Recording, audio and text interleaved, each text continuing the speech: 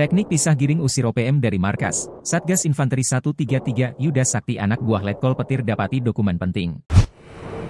Satuan Tugas, Satgas, Batalion Infanteri 133 Yuda Sakti mengklaim berhasil menduduki salah satu markas OPM.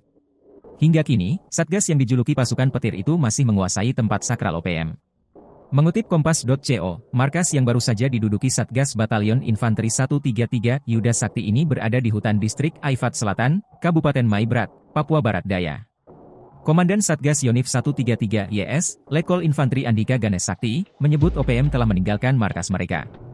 Mengutip Kompas.com, hal itu dilakukan karena agresivitas TNI di Mairabat dalam 2 minggu terakhir bulan Mei 2024. Alhasil, TNI berhasil kembali menguasai markas persembunyian OPM yang sudah ditinggal. Letkol Andika menyebut pada Kamis 30 Mei 2024, OPM ketar-ketir setelah markas mereka diduduki TNI. Pria yang dijuluki Letkol Petir itu menyebut, pihaknya menemukan berbagai barang bukti milik OPM.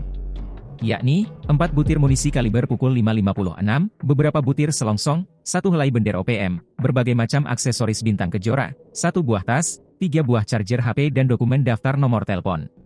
Ia mengatakan Satgas menguasai satu markas OPM wilayah Maibrat yang ditemukan anggota tim Mobile Yuda Sakti. Dengan pola operasi pisah giring, lokalisir, dan hancurkan terbukti membantu dalam melaksanakan operasi.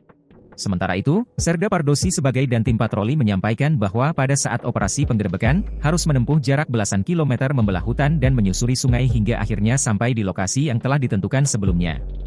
Waktu penyergapan anggota OPM sudah tidak ada di lokasi, kemungkinan sudah meninggalkan lokasi persembunyian sebelum tim patroli datang.